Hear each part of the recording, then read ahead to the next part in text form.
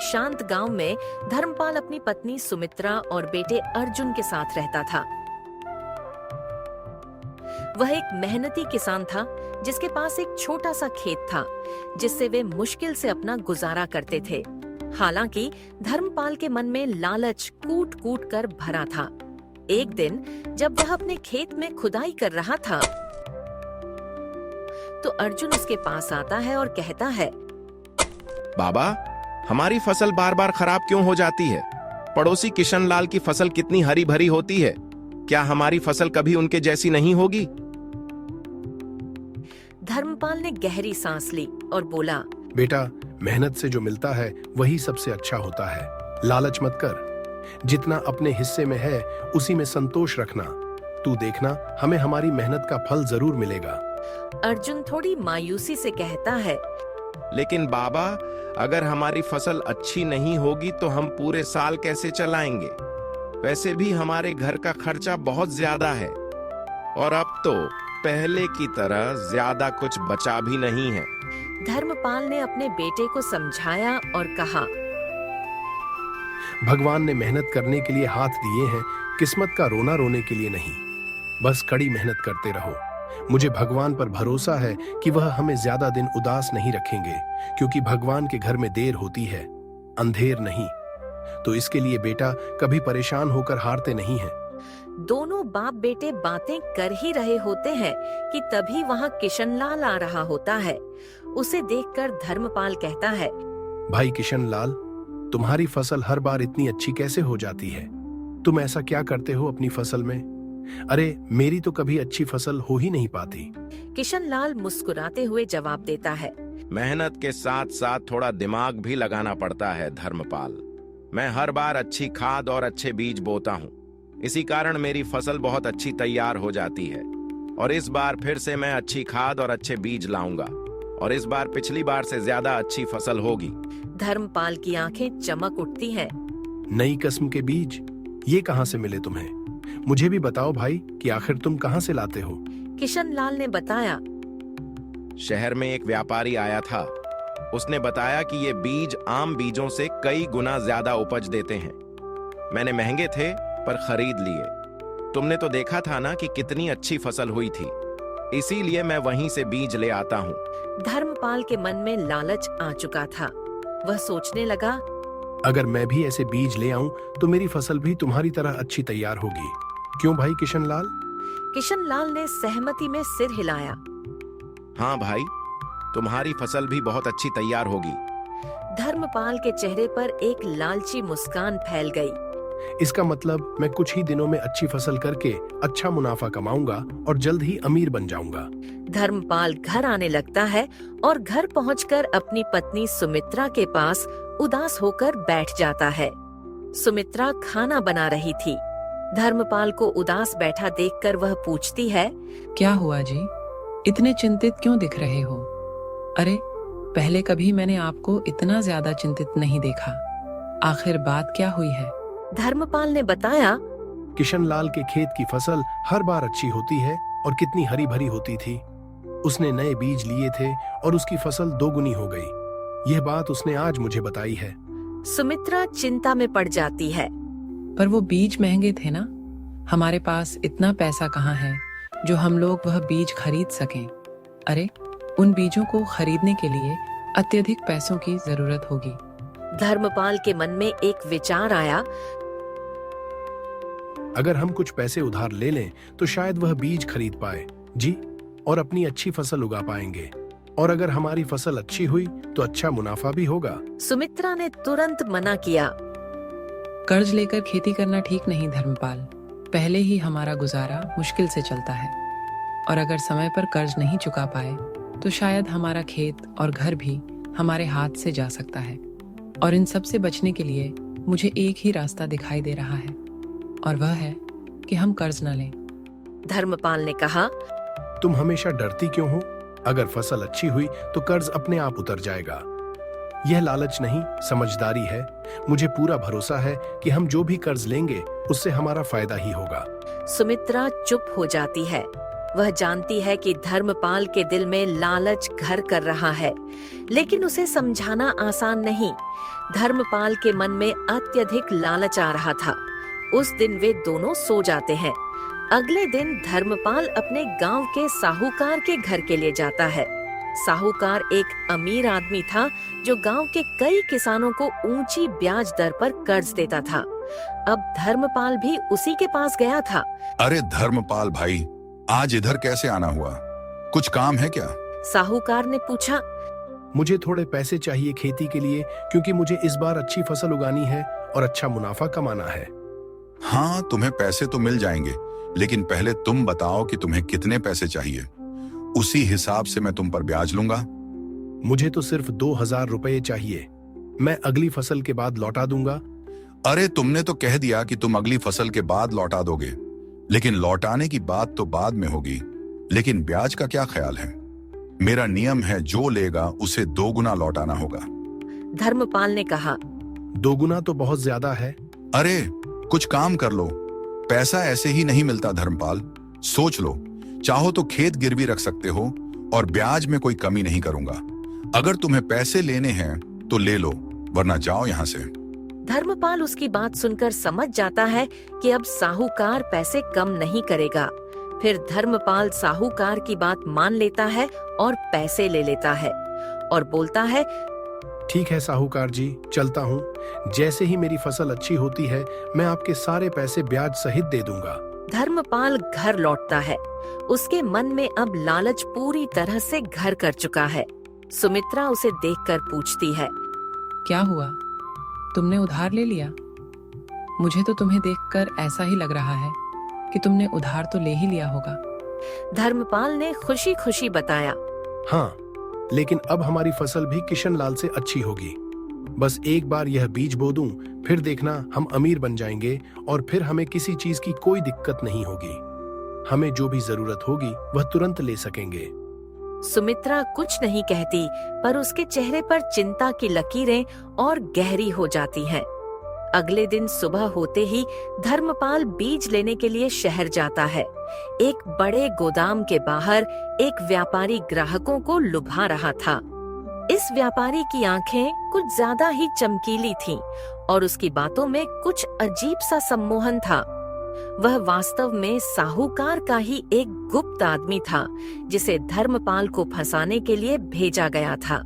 आइए किसान जी, क्या खरीदना है? मेरे पास अच्छी उपज वाले बीज हैं। जो भी एक बार मेरे पास से ले जाता है तो उसकी फसल बहुत अच्छी तैयार हो जाती है। धर्मपाल सीधे व्यापारी के पास गया। मुझे वही बीज चाहिए जो ज्यादा फसल दें और उनमें मेहनत भी कम करनी पड़े, लेकिन कम समय में ही ज्यादा फसल दें। व्यापारी ने अपनी चालाक मुस्कान फैलाई। ओह, आप भी बड़े किसानों में शामिल होना चाहते हैं। यह बीज बहुत खास हैं, लेकिन महंगे भी हैं। और अगर एक बार आपने कष्ट करके वह बीज ले लिए तो आप जल्द ही बड़े किसान बन जाएंगे। अच्छा, तो एक बोरी कितने रुपए की है? आप मुझे पहले यह बात बताइए, फिर मैं आपसे बीज लूंगा। एक बोरी 2000 रुपये की, लेकिन फसल बहुत अच्छी तैयार होगी। आप एक बार लेकर तो देखो। व्यापारी ने ऐसे कहा जैसे वह धर्मपाल पर एहसान कर रहा हो। धर्मपाल सोच में पड़ गया। महंगे तो बहुत ज्यादा हैं, लेकिन एक बार मैं अपनी किस्मत आजमा कर देखता हूँ। जो बीज 3 गुना फसल दे, उसकी कीमत भी 3 गुना ही होगी ना। व्यापारी ने हामी भरी। और तुम्हारी यह बात भी सही है कि आगे तुम्हारी किस्मत तुम्हारा जैसा साथ देगी, वैसे ही तुम्हारी फसल होगी। फिर धर्मपाल उस व्यापारी की बात मानकर एक बोरी खरीद लेता है और घर में लाकर रखता है। उसे नहीं पता था कि यह बीज नकली थे और साहूकार ने अपनी योजना के तहत उसे ये खराब बीज दिलवाए थे, ताकि धर्मपाल कर्ज में फंस जाए और उसका खेत हड़प सके। धर्मपाल अपने बेटे अर्जुन से कहता है, बेटा, ये बीज बहुत अच्छे हैं और इससे हमारी फसल बहुत अच्छी तैयार होगी। अच्छा बाबा, क्या यह बीज जादुई बीजों की तरह काम करेंगे? बेटा, ये जादू से भी बढ़कर है। कुछ ही महीनों में देखना, हमारा खेत लहलहा उठेगा और किशन लाल की फसल से भी अच्छी फसल होगी। धर्मपाल नए बीजों को पूरे खेत में फैला देता है। वह पुरानी विधियों की जगह नए बीजों और व्यापारी के बताए उर्वरकों का इस्तेमाल करता है। सुमित्रा अभी भी चिंतित थी। कहीं यह नए बीज हमारे खेत को नुकसान न पहुंचा दें। और आपने उस व्यापारी की बात पर तुरंत भरोसा भी कर लिया था। हे भगवान, पता नहीं अब क्या होगा, फसल अच्छी होगी भी या नहीं। धर्मपाल ने उसे समझाया। तुम हमेशा बुरा ही क्यों सोचती हो? किशनलाल की फसल देखी थी ना, बस कुछ ही महीनों में हमारा भी वैसा ही होगा। और व्यापारी कभी भी झूठ नहीं बोलते हैं। वह अपनी फसल तैयार करते हैं और उसके बाद जोरों से बीज बेचते हैं। सुमित्रा चुप हो जाती है, लेकिन उसका मन अब भी आशंकाओं से भरा हुआ है। फिर धीरे धीरे करके 1 सप्ताह हो जाता है, लेकिन धर्मपाल के खेत में एक भी बीज नहीं उगा था। वहीं पड़ोस में खड़ा किशनलाल उससे कहता है, अरे भाई धर्मपाल, तुमने बीज अच्छे से बो दिए थे ना, लेकिन पूरा 1 सप्ताह हो गया है बीज बोए हुए और तुम्हारे बीजों में से अभी अंकुर तक नहीं निकले हैं। आखिर क्या बात है कि तुम्हारे बीजों ने जमाव नहीं लिया है? धर्मपाल थोड़ा असहज होकर कहता है, अरे किशनलाल, नए किस्म के बीज हैं तो थोड़े समय में जमाव लेंगे, लेकिन सोना उगलेंगे। बस कुछ दिनों का और इंतजार कर रहा हूँ, उसके बाद यह जमाव जरूर लेंगे। ऐसे ही धीरे धीरे पूरा 1 महीना बीत जाता है, लेकिन धर्मपाल की फसल नहीं उगी। उसे यह पता चल गया था कि उसे खराब बीज मिले हुए थे। हे भगवान, तेरा कैसा अन्याय है। मैंने सोचा था कि यह फसल अच्छी तैयार हो जाएगी तो मैं 1 पैसे वाला आदमी बन जाऊंगा और मुझे यह गरीबी भी नहीं झेलनी पड़ेगी। लेकिन आपने मेरे साथ बहुत गलत किया है, मेरे बीजों को ही नहीं उगने दिया है। अब मैं क्या करूंगा और अपने घर में अपनी बीवी और अपने बच्चों को क्या मुंह दिखाऊंगा? और फिर मैं साहूकार का पैसा कैसे वापस कर पाऊंगा? अब मुझे तो ऐसा लग रहा है कि मेरा खेत भी मेरे से कर्ज पर छीन लिया जाएगा। अब धर्मपाल को बहुत चिंता और दुख हो रहा था कि उसने एक तो पैसे कर्ज पर लिए थे और दूसरी उसकी फसल भी नहीं उगी। धर्मपाल बड़े उदास मन से घर वापस लौटता है। जब वह घर पहुंचता है तो उदास होकर बैठ जाता है। उसे उदास बैठा देखकर सुमित्रा पूछती है, अरे जी, हमारी फसल अच्छी तैयार हुई है ना, लेकिन आप मुझे बहुत उदास दिखाई दे रहे हो। आखिर क्या बात हुई है? धर्मपाल ने हताश होकर कहा, अरे सुमित्रा, मैं तुम्हें क्या बताऊं? अरे सब कुछ बर्बाद हो गया। सुमित्रा, हमारी फसल नहीं उगी है और अब तो मुझे पूरा विश्वास हो गया है कि वह बीज ही खराब थे। लेकिन अब मुझे कुछ समझ में नहीं आ रहा है कि मैं क्या करूंगा। साहूकार के पैसे कैसे वापस करूंगा और फिर दोबारा फसल को कैसे उगा पाऊंगा? और कहीं ऐसा न हो कि साहूकार हमारा खेत हमसे कर्ज के रूप में छीन ले। सुमित्रा की आंखों में आंसू आ गए। मुझे तो पहले ही उन बीजों पर शक था, इसीलिए मैं तुम्हें मना कर रही थी, लेकिन तुमने मेरी बात नहीं मानी। और अब यह तो तय है कि हमारा खेत हमसे साहूकार छीन ही लेंगे, क्योंकि अब तुम उनके पैसे किसी भी तरह से वापस नहीं कर सकते हो। मैंने सोचा था हम अमीर बन जाएंगे, लेकिन सब कुछ चला गया। शायद तुम बिल्कुल ठीक कह रही थी।